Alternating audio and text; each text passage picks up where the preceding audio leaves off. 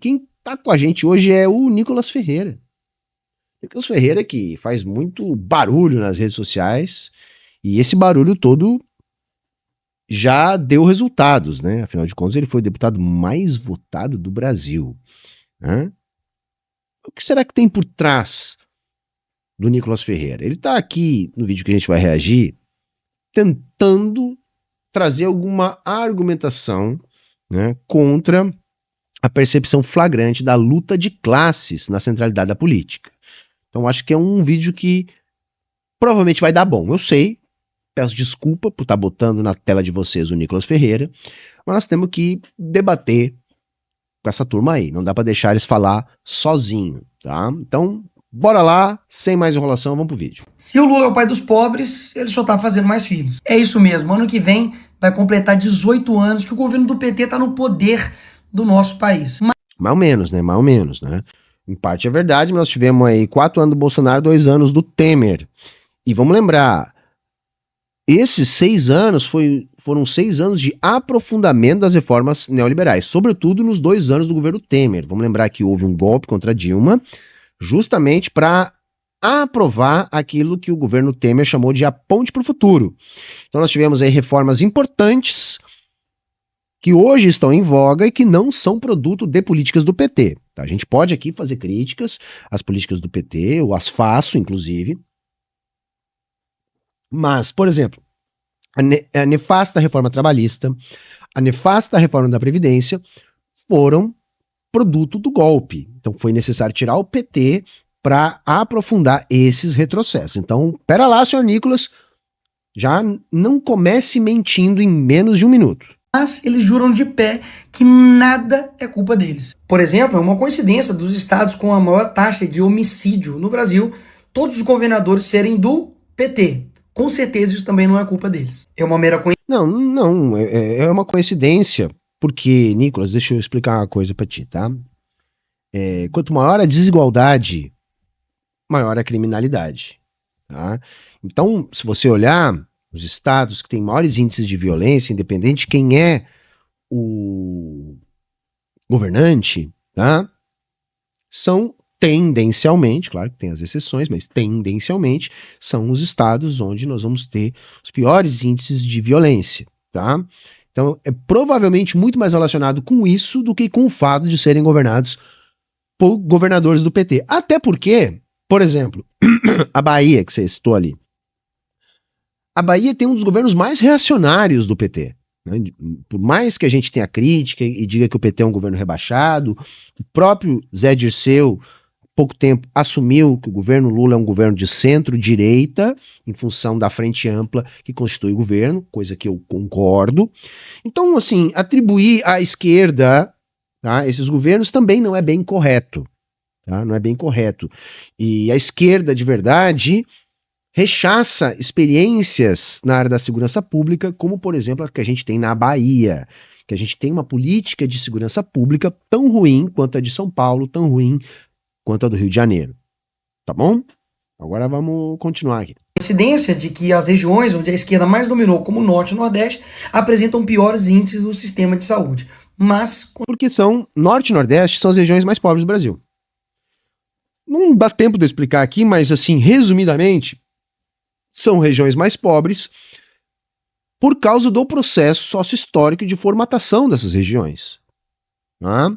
Do nível de exploração dessas regiões, da forma da colonização, da monocultura, da questão, por exemplo, de não ter ocorrido a transferência do latifúndio para a indústria e a concentração de capital, como aconteceu em São Paulo, não havendo também a relação que aconteceu com o sul do Brasil, onde surgiu uma economia periférica à economia do Sudeste, que vai alimentar esse ciclo, que vai gerar a industrialização de São Paulo, ainda antes, lá na época do ciclo do ouro, tem a ver com a escravização, com a exploração, enfim, uma série de fatores. Mas o fato é, tá, senhor Nicolas? Essas regiões têm os piores indicadores, porque são as regiões mais pobres, tá bom? Simples assim. Com certeza a culpa não é deles também. Ou seja, basicamente a esquerda olha para ela e fala, a culpa é minha, e eu coloco em quem quiser. E eu vou colocar em quem? Nos ricos. E até... Não, Nicolas, assim, vamos lá, tá? É importante que o Lula tenha assegurado esse cartaz começado a colocar isso na centralidade do debate. Porque chamar de rico é uma outra maneira de classificar o burguês. O inimigo é o burguês, né? É o capital. Eu acho que dá para chamar de rico no senso comum, porque é importante que o povo perceba, tá, a flagrante luta de classes e a disputa pelo orçamento público, porque é isso que está em jogo, tá? É isso que está em jogo. Eu sei, você não precisa me lembrar aqui no chat, que esse discurso todo do governo é para salvar o arcabouço fiscal e garantir o déficit zero. Mas vamos entender uma coisa. Como não é um governo revolucionário, um governo de enfrentamento, não se questiona a política do déficit zero. Mas vamos lembrar quem é que exige essa política, tá? Quem exige essa política é a classe dominante. Ou seja, o arcabouço do Haddad, que é um novo teto de gastos, tá? Ele é uma exigência da classe dominante do Brasil, tá? Da burguesia brasileira. Para salvar esse déficit zero, mantendo o acordo com a burguesia deste governo de frente ampla, é necessário um conjunto de medidas compensatórias para a proposta do governo de aprovar, por exemplo, a isenção do imposto de renda para quem ganha até R$5.000. Então tem que haver uma compensação financeira para poder salvar o arcabouço fiscal. Essa discussão começa a partir deste ponto, entendem? Com a ideia de introduzir alguma progressividade na taxação e fazer com que os mais ricos, a burguesia do Brasil, pague a conta desta compensação, tá?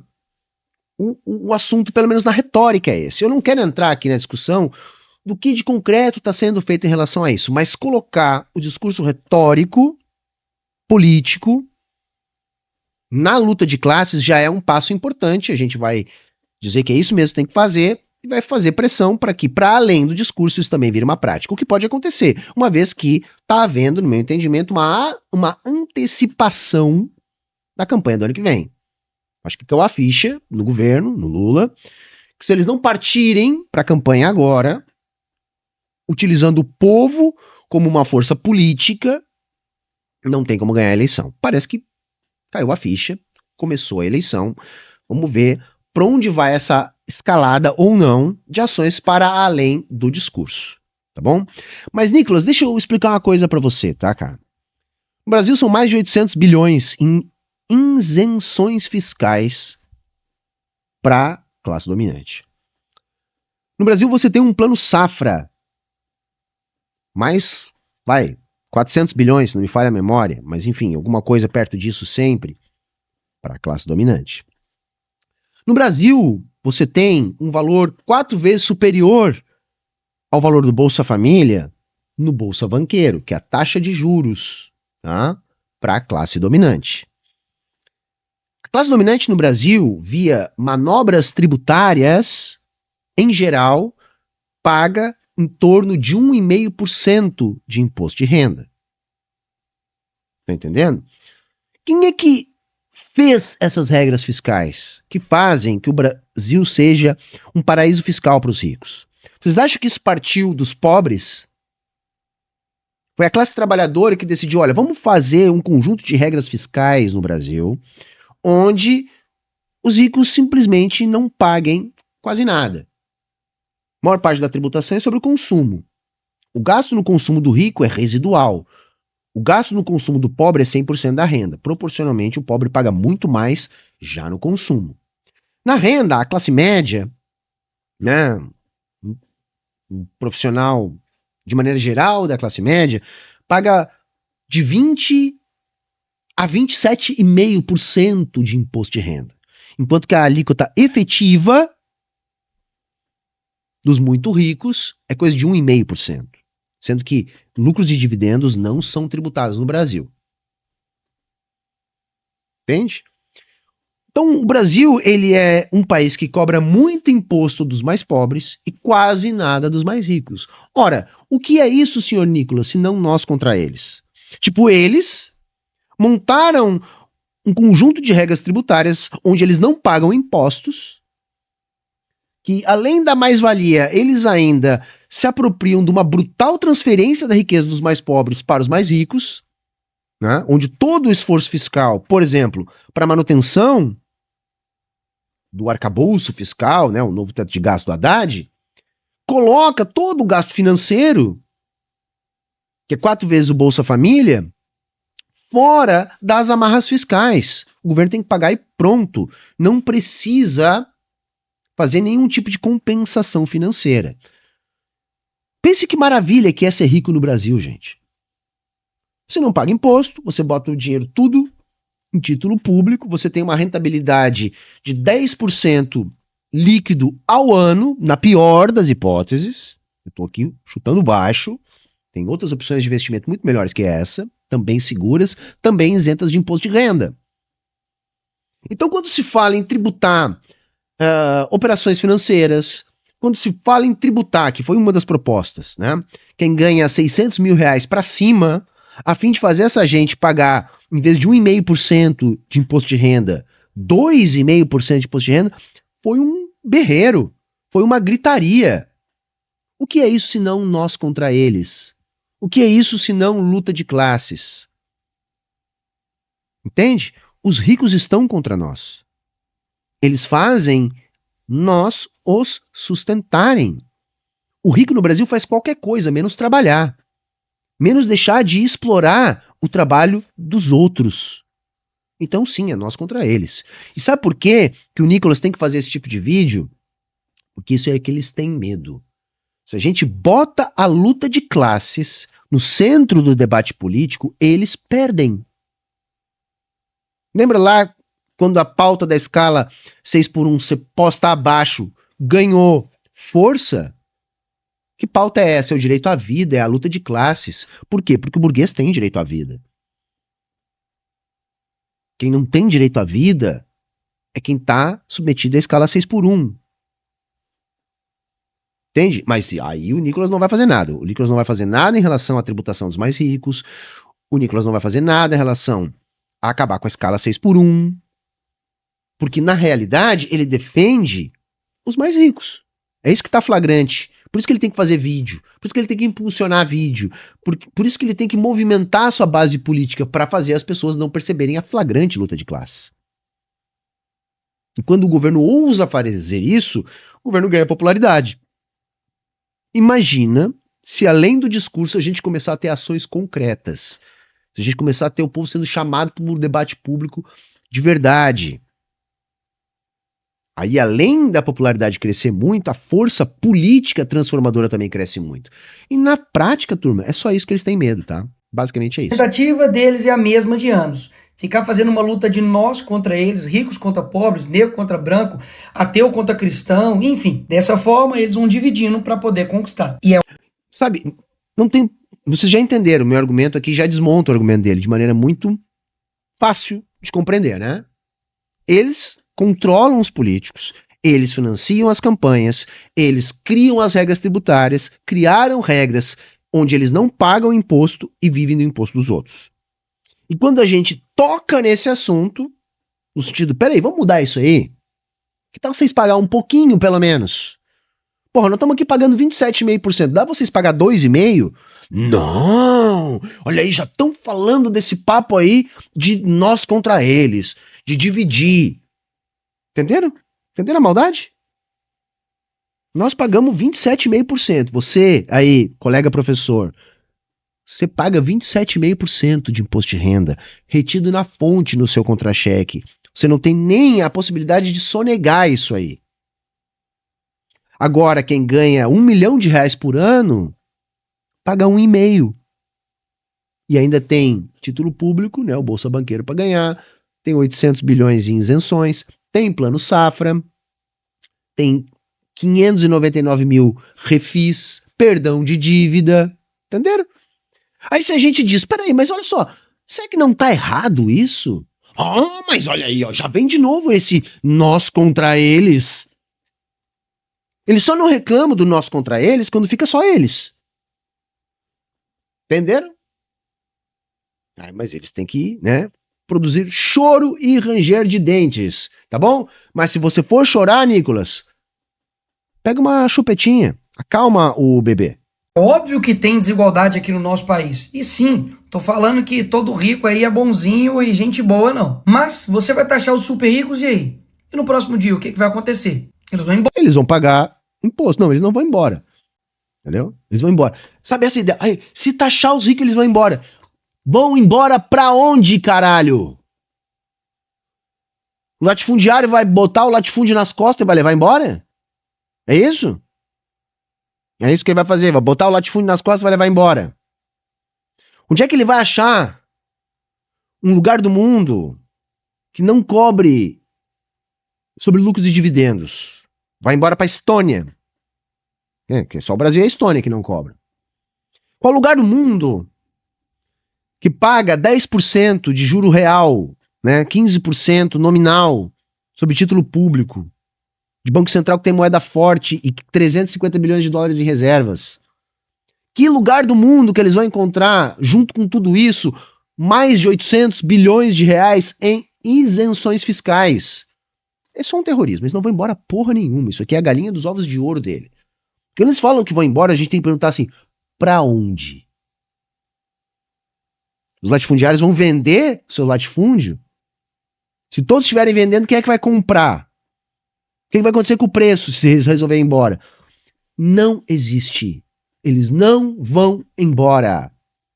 São ameaças vazias para a gente não questionar essa estrutura tributária onde eles não pagam imposto. Não vão embora porra nenhuma. Embora. Simples assim. Como aconteceu, por exemplo, na Noruega, que foram embora, óbvio. Pra que eles vão ficar no país que tá... É falso, tá? E outra coisa, quando teve esse tipo de processo, primeiro, foi uma parte residual, é só um terrorismo feito em cima disso aí, e nós estamos falando de taxas de imposto de renda, tá? 4, 5 vezes maiores que estão sendo cogitadas no Brasil. Né? Para além desse caso da Noruega, um outro caso que eles vivem citando é um caso da França, onde tinha sido aprovada uma taxa de 75% de imposto de renda sobre os mais ricos. 75%. Depois eles voltaram atrás e tiraram. Entenderam? Ninguém vai embora, nem na Noruega eles foram embora. Isso é falso que ele está falando. Que os negócios permaneceram onde estavam. O que sai é a pessoa física para tentar encontrar brechas tributárias melhores em outros lugares. Só que a Noruega, gente, é um país, por exemplo, que tem uma carga tributária muito maior que a nossa. Muito maior que a nossa.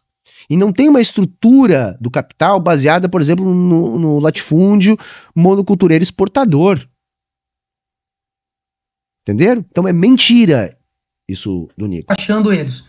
Mas, Nicolas, qual a consequência disso para minha vida? Com essas pessoas saindo do Brasil, consequentemente, as empresas deles também saem do Brasil. Então, menos empregos. Você tem falta de investimento e, principalmente, falta de arrecadação, até mesmo para o Estado, que está querendo taxar eles. Porque... Sabe que toda a sequência do argumento é falso, né? Ninguém sai, ninguém vai fugir, ninguém tá falando... Sabe, falam como se a gente fosse colocar uma taxa de imposto de renda de 50% sobre essa turma. Né, que realmente pudesse gerar algum movimento de pânico, né? Não, ninguém foge.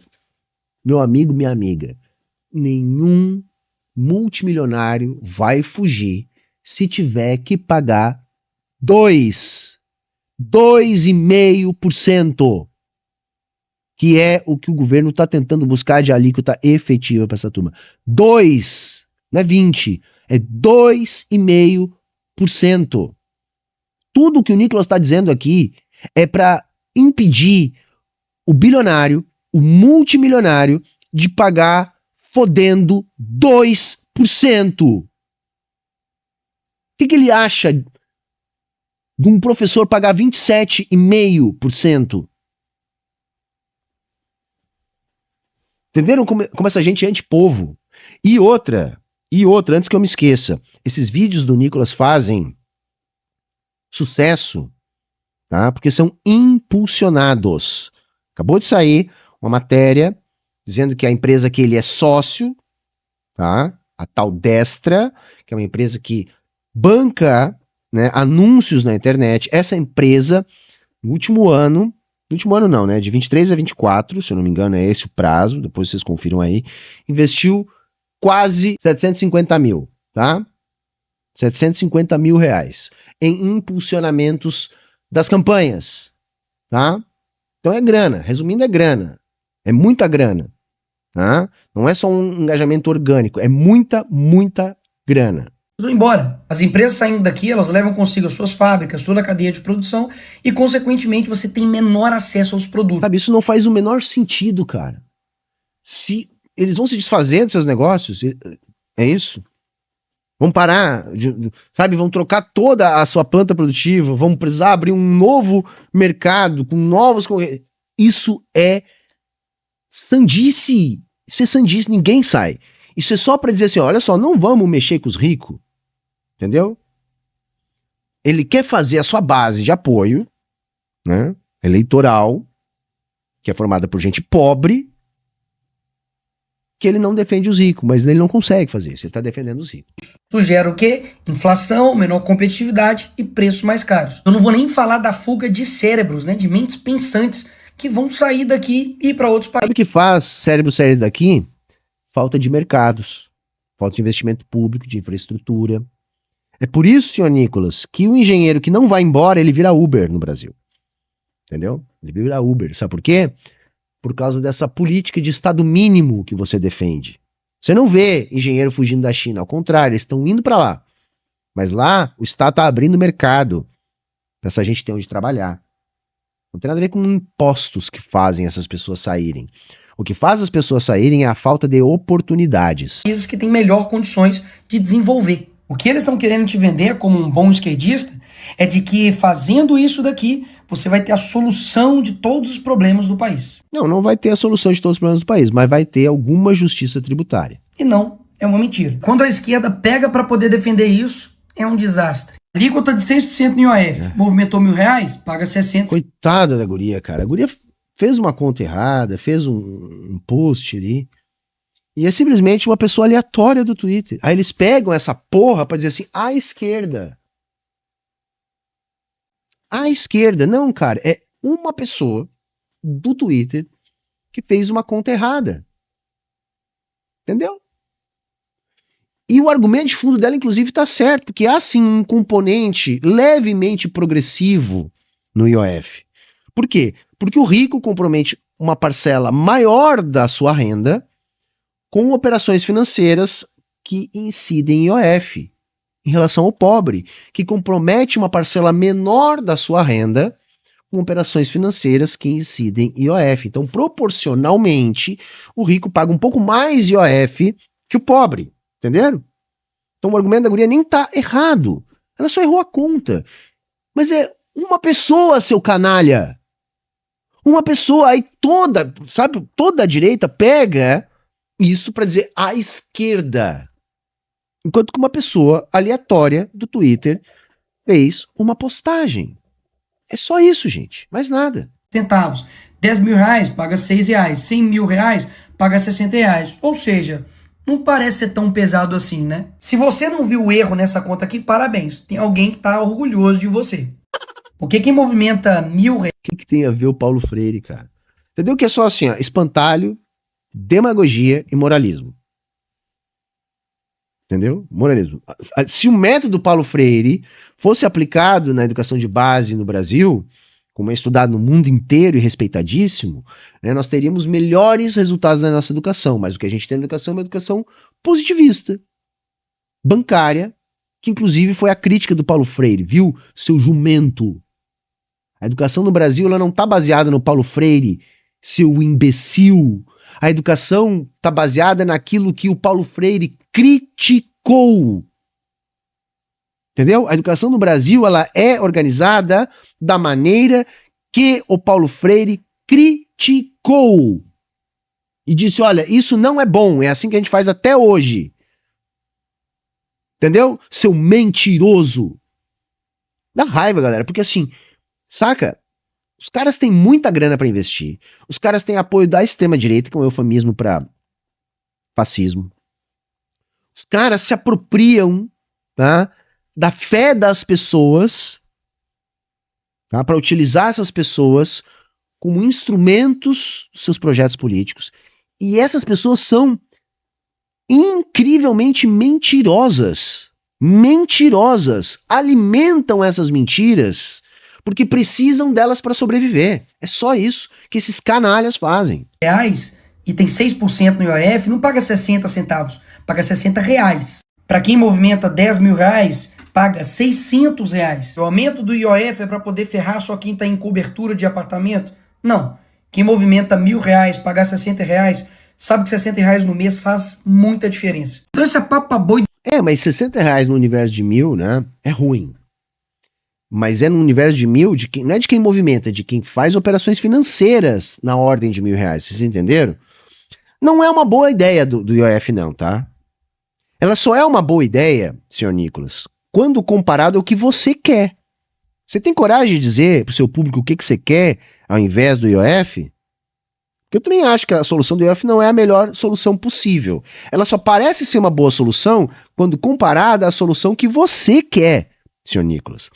A solução que você quer é diminuir o salário mínimo, diminuir a aposentadoria, diminuir o BPC, diminuir a verba da saúde, diminuir a verba da educação. É isso que o Nicolas quer, tá, gente? Ele não quer o IOF, não é para não onerar mais os mais pobres, coitadinhos, que nem ele tá dizendo aqui. Ele não quer o IOF porque o que ele quer, para servir de compensação, salvar o teto de gastos que ele defende, o déficit zero, ele quer que você, que já ganha uma miséria, ganhe menos ainda. É isso que o Nicolas Ferreira quer. Dormir, você já entendeu, mas eu vou continuar te explicando. Até mesmo porque se eles vão taxar os super ricos, eles deveriam taxar essa daqui, né? Essa daqui... Não, a Janja não é super rico. Tá? Com certeza a Janja já deve ter um padrão de consumo bacana na vida dela, afinal de contas ela é a primeira dama, né? O salário do presidente não é nenhuma exorbitância, é inclusive parecido com o salário do Nicolas, tá? Para quem não sabe, é quase a mesma coisa. Só que o presidente ele não tem gastos, né? Ele vive no palácio, ele tem seus custos pagos, enfim, por toda a operação de manter um presidente da República. Então, assim, não é da Janja que a gente tá falando. A gente tá falando, sabe de quem, Nicolas? Daquela turma que tava conversando com o presidente da Câmara lá, pedindo para ele não aprovar, não permitir a aprovação, né, da alíquota mínima de imposto de renda de 2,5% para quem ganha mais de 50 mil por mês. Esses são os super ricos, não é a Janja. Não é a Janja. Não é porque a Janja comprou uma bolsa de 20 mil, senhor Nicolas. Não é a Janja. Não é a Janja. Tá? Não é por isso. Tá? E digo mais, assim, não é uma questão de defender a Janja não, tá? Mas a Janja, ela é tirada para vocês fazerem esse tipo de espantalho, tá? Fazer esse tipo de espantalho, tá?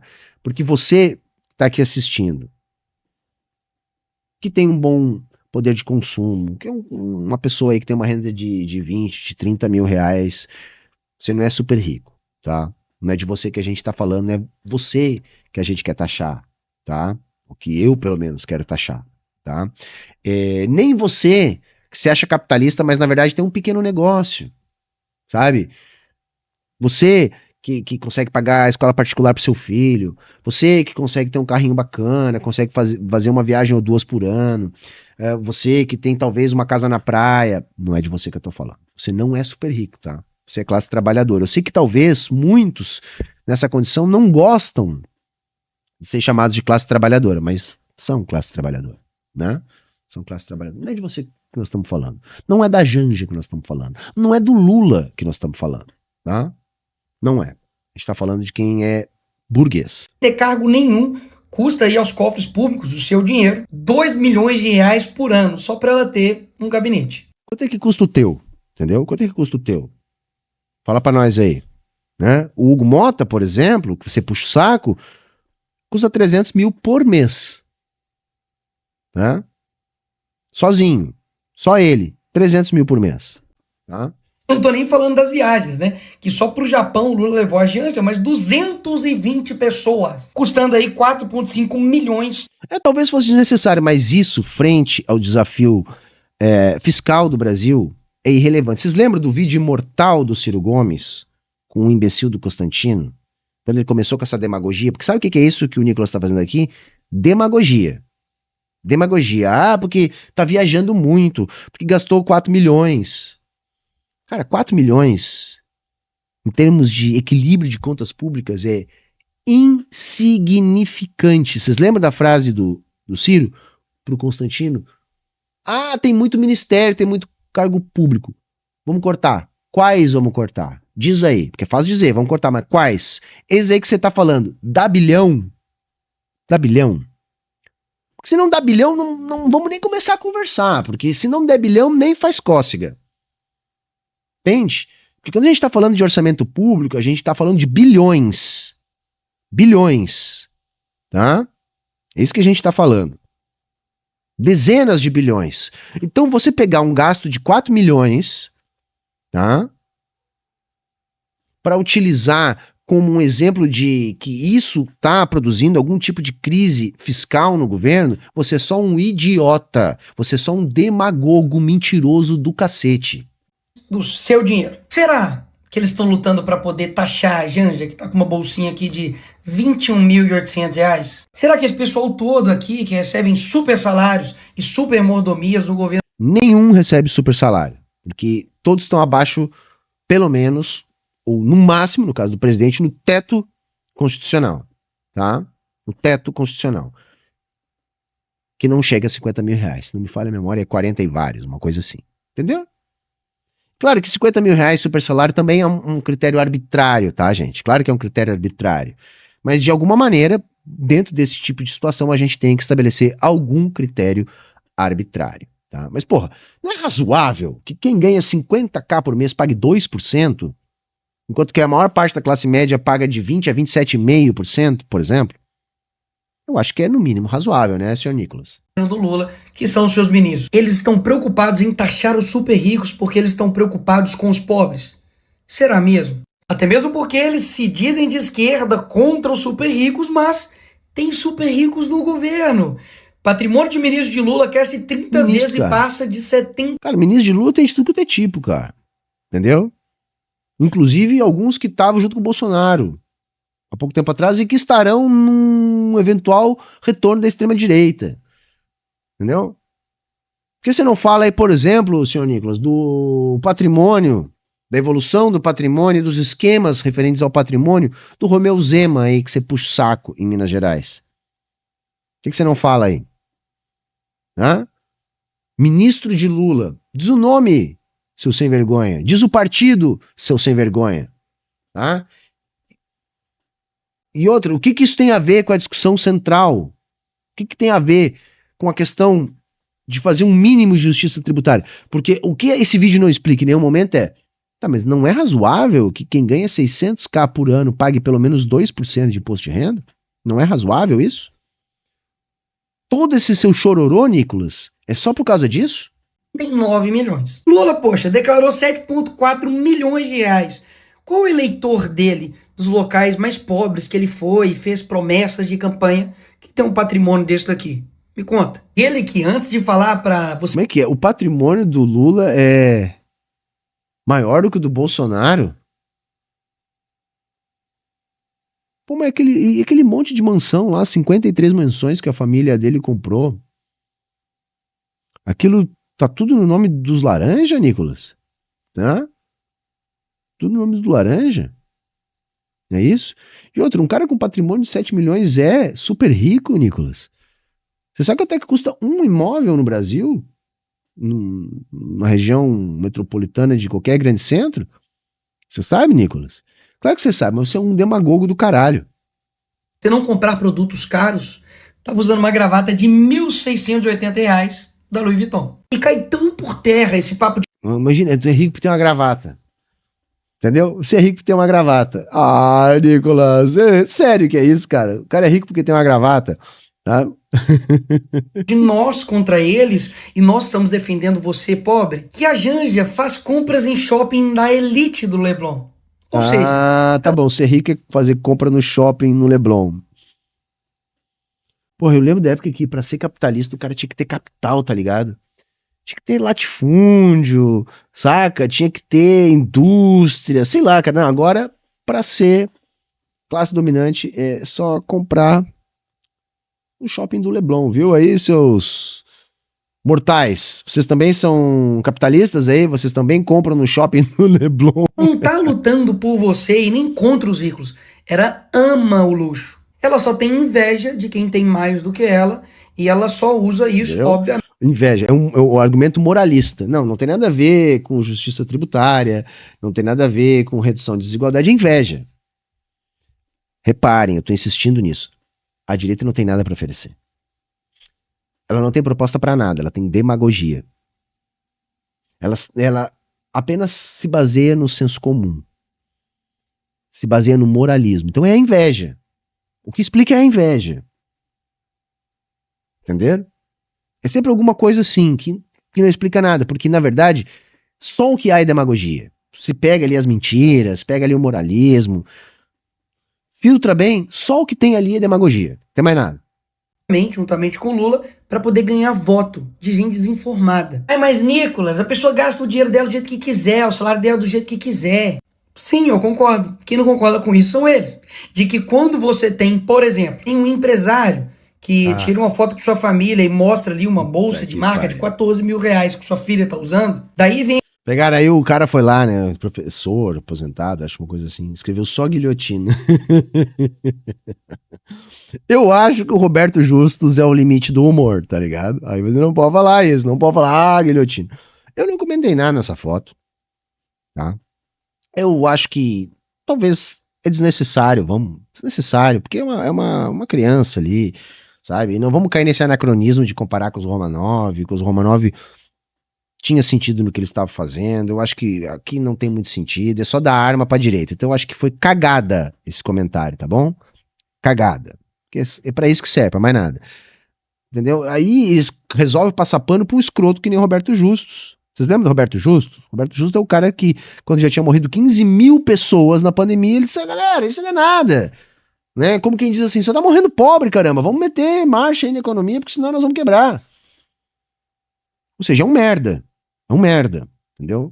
Mas nós não podemos dar essas vaciladas aí também. A esquerda e diz o quê? Que só dá pra solucionar isso aqui na guilhotina. E não sei se você sabia, mas segredo, tá? Conta pra ninguém não. Esse professor aqui da Federal que sugeriu isso, já foi secretário no governo Lula.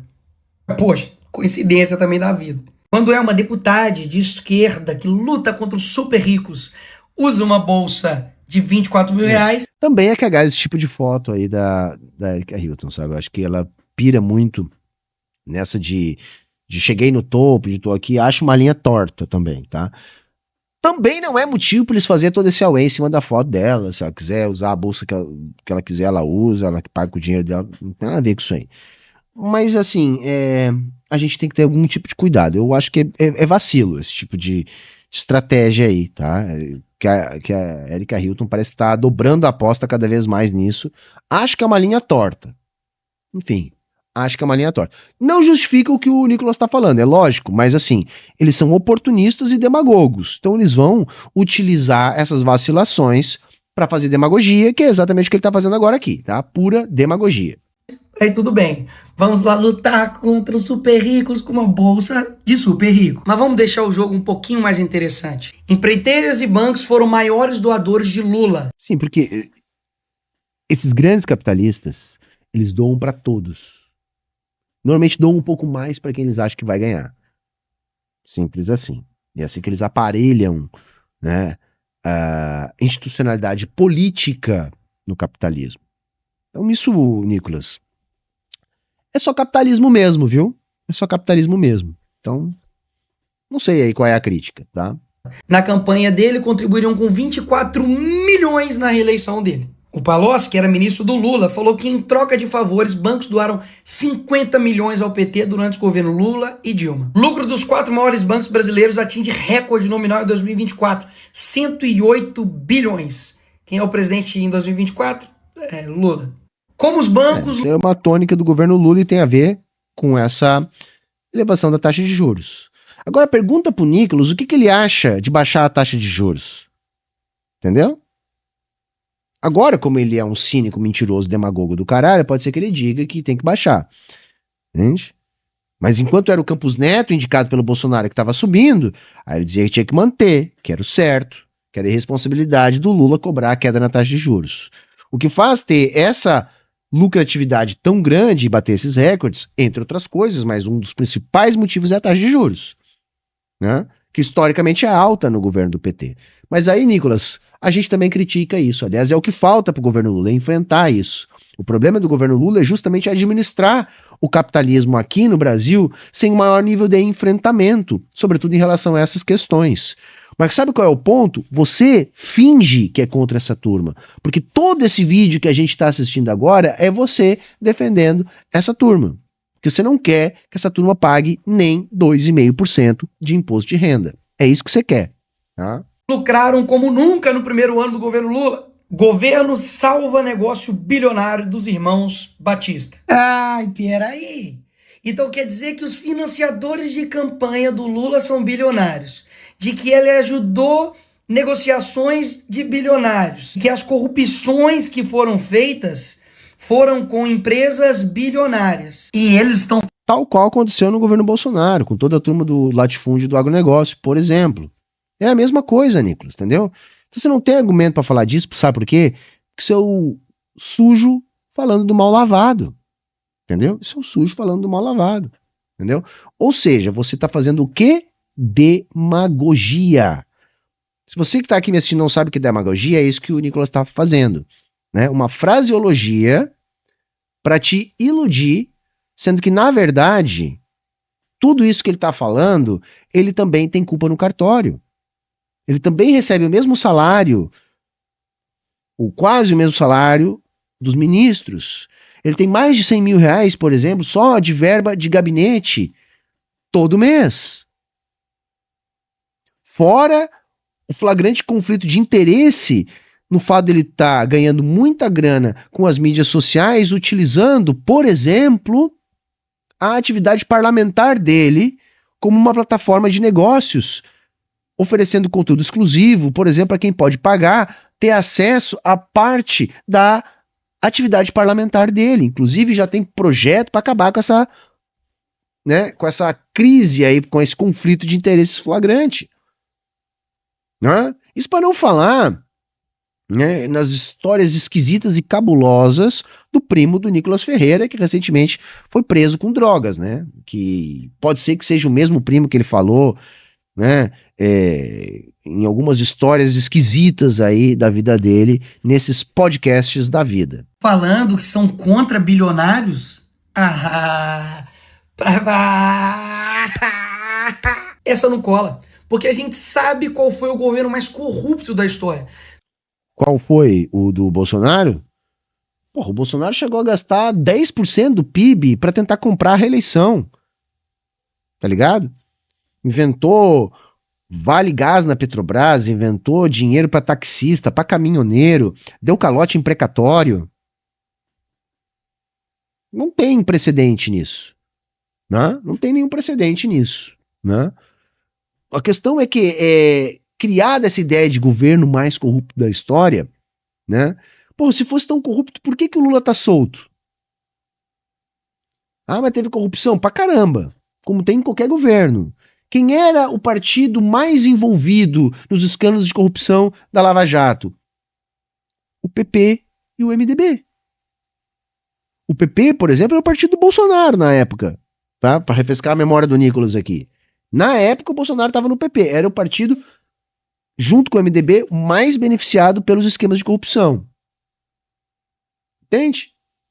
É pura demagogia, gente. Esse cara é um mentiroso, só isso, mais nada. Pra vocês terem ideia, mesmo que talvez você seja um esquerdista, é um petista que tem 2 neurônios, que fala que o mensalão e tudo, foi tudo uma armação, 25 bilhões já retornaram aos cofres públicos, ou seja, dinheiro roubado que foi recuperado. E quantos... A maior parte dessa recuperação desses políticos, MDB e PP. Bastante gente do PT também, é lógico, gente, tá? Porque o PT faz parte da organização formal da democracia burguesa. Administra isso, reproduz isso. Isso a gente tá careca de saber. Agora, eu não gosto, sabe, de achar que é tudo igual. Não, não é tudo igual, não. Não é tudo igual, não, tá? Turma do Bolsonaro, do Nicolas Ferreira, é muito pior. Hospitais dava para fazer com esse dinheiro? Quantas escolas, quantas rodovias, quantas melhorias na saúde não dava para poder ajudar o brasileiro com essa grana? E aí você vem me falar que eles estão ao lado do pobre e a gente tá contrário ao pobre e tá... Tá com medo. Eu acho que isso Isso, eu acho ótimo. Isso é muito bom. Gente, sempre que a gente bota a luta de classes no centro da discussão política, eles ficam assim. Todo cagados. É isso. Esse vídeo do Nicolas defendendo os ricos, pelo direito deles não pagar imposto, só diz uma coisa. Estão cagados. É isso, estão cagados. Então acho que a gente tem que meter marcha. A favor do rico? Peraí, a gasolina ficou 12,5 mais cara no primeiro ano do governo Lula. Isso aí, por exemplo, é uma outra mentira. Gazeta do Povo é assim, é um folhetim bolsonarista da pior qualidade. Então, por isso que ele teve que cair nessa manchete. Porque no mundo real, gente, são 3 reduções do diesel só nesse ano. Tá? No mundo real, os combustíveis são um dos fatores que estão ajudando a segurar a inflação. Tá? Anotem, vai vir abaixo de 5%. O mercado já baixou a projeção para 5,1%, se eu não me engano. Mas como o mercado erra todas, e quando é o Lula que está no governo, ele sempre tem uma projeção pior do que acontece, anotem. Depois me cobrem. A inflação vai vir menos de 5%, ou seja, vai ficar na meta. Isso que essa meta é estúpida. Isso que nem vale o esforço que a gente está fazendo com taxas de juros para botar a inflação na meta, mas vai estar na meta. Tá? E um dos principais fatores é justamente que acabou o PPI, tá? Esse preço de paridade de importação que o Bolsonaro manteve durante os 4 anos do seu governo. Então você não tem moral nenhuma para falar de combustível. Tá? Durante o governo Bolsonaro, o combustível chegou em alguns lugares do Brasil a R$10. Em vários lugares do Brasil a R$8. Tá caro o combustível? Tá, mas tá estável. Tá estável. Aquela loucura que a gente teve nos combustíveis durante o governo Bolsonaro nunca mais se teve. Tá? Lula sancionou a taxa da blusinha, a famosa Shopee. Sei. Essa aí foi cagada, a taxa da blusinha foi cagada. Tem gente mentindo aí falando que eu votei pra taxar as blusinhas da Shopee, mas mais uma vez, fake news da esquerda. Aqui tá a votação da urgência desse projeto. E eu votei não, porque eu sou contrário à taxação da blusinha da Shopee. É da urgência. E a taxação e a votação da taxação? Mostra pra nós aí. Enquanto a esquerda votou como? Sim. E depois a outra votação foi simbólica, então não dá pra votar cada um lá. E por isso que a votação que teve contra é essa. Porque essa daqui mostra quem realmente estava contra desde o início e quem estava a favor. Plim. Em apenas 14 dias. Entenderam? Ele botou o voto dele não no voto da urgência. Não botou o voto dele na aprovação. Segundo ele, já estava decidido. Por que você não botou? Era só você votar não também e botar ali que você votou não, Nicolas. Hã? Será que você tá mentindo, Nicolas? O governo Lula torrou 63 milhões em viagens. Em 2025 já ultrapassa 676. Mas tem uma coisa que tem que fazer, sabia? Que você tem que fazer diplomacia. Sabia que o presidente participar de eventos diplomáticos no exterior é importante, ainda mais quando um país está tentando ter relevância nesses debates? Então, isso é demagogia, tá, gente? 63 milhões, primeiro, é insignificante no orçamento público. Insignificante. Qualquer coisa abaixo de 1 bilhão é insignificante, tá? E segundo, o que tem que fazer? Talvez não precisasse levar tanta gente. Isso também é uma forma do Lula fazer política, levar um monte de deputado, um monte de ministro. Dá pra questionar, mas assim, cara, isso é irrelevante, cara, é irrelevante. Primeiro tem que fazer, talvez desse pra economizar um pouco, mas assim, dá bilhão? Se não dá bilhão, cala a boca, meu irmão, fica quietinho. 7 milhões. Isso aqui é se preocupar com o pobre. Isso aqui de fato. E por que o Nicolas não fala? O Nicolas não estava ainda ontem, turma, fazendo turismo com dinheiro público nos Estados Unidos? Não é nem turismo, pior. Não estava indo lá ajudar a fomentar uma intervenção política de um outro país no Brasil, o que deveria ser crime lesa pátria. Aliás, se um deputado dos Estados Unidos faz isso, se fode lá nos Estados Unidos. Pois o Nicolas estava lá com dinheiro público, ajudando a tramar a ação de um outro país contra o Brasil. É isso. Esse é o nível do patriota, tá? É isso. Mas aí ele não botou aqui no vídeo dele né, quanto que ele gastou. Aí eu garanto que ele não colocou aqui no vídeo dele. O fato é cuidar do dinheiro do pagador de imposto preocupado com você e demonstra mais o cuidado com o pobre. Você falar que é o pai dos pobres, falar que eu quero taxar os super ricos e gastar isso aqui em viagens, enquanto poderia estar sendo... Não, cara, você tem que viajar, o presidente tem que viajar. Tá? Se não fosse 63 milhões, seria 50, seria 40, tá entendendo? A economia é irrelevante e você tá só fazendo demagogia. Tá, é isso. Sendo investido em milhares de prioridades. O Lula, assim como o PT, parou no tempo. Ele quer utilizar a mesma narrativa, a mesma tática para poder colocar um contra o outro. A população briga e eles vencem. Podia ter pelo menos parado no tempo quando ele foi preso, né? Seria melhor. Mas não, ele tá solto e continua fazendo as mesmas promessas. Será que ele gastou quanto para impulsionar esse vídeo aí, hein? Quanto é que será que ele gastou para impulsionar esse vídeo puxando o saco de multimilionário, hein? É curioso. Mentirosos. Se ao final do meu mandato, Se quando eu terminar esse mandato, todos os brasileiros tiverem a possibilidade de tomar café da manhã, cada brasileiro tiver tomando café, almoçar e jantar, Mas isso aí o Lula tem como um dos orgulhos da vida dele. E eu vou encerrar por aqui, falta poucos segundos, já tá bom. Né? Mas foi uma das estratégias bem conduzidas, né? Pelo menos no que diz respeito à parte da alimentação. A merenda escolar tem muita importância nisso. Bolsa Família tem muita importância nisso. E principalmente, o principal programa social, né, do Lula e do PT como um todo foi o aumento consistente por mais de uma década do salário mínimo acima da inflação. Isso foi verdadeiramente transformador. Eu acho que talvez essa tenha sido a principal política social do Lula. Mas tá bom, chegamos no final, não tem mais nem voz para falar. Difícil de aguentar o Nicolas mentindo pra gente, né? É uma demagogia sem fim. E mostra o quê? Que a água bateu na bunda. Que eles estão cagados de medo. Porque sempre que a gente bota ênfase na luta de classes, eles não têm o que dizer. Eles têm que vir aqui gravar videozinho pra defender milionário. Que é isso que o Nicolas fez. Porque quando a gente apresenta o quadro da forma como está estruturado os impostos no Brasil, não tem como ficar indignado. Quando você explica para as pessoas o que eu expliquei para vocês aqui nesse vídeo, dos 800 bilhões de isenções, do plano safra, da taxa de juros, da transferência de riqueza, da tarifa efetiva de 1,5% de imposto de renda sobre essa gente, do zero de imposto sobre lucros e dividendos. E quando você fala que, em contrapartida a isso, quem é mais pobre paga 27,5%, todo mundo se indigna.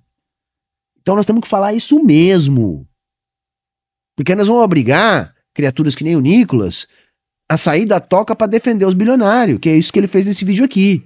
Então presta atenção, minha gente. Presta atenção, é isso que ele está fazendo aqui. Tá bom? Ficou bastante claro isso que ele está fazendo aqui.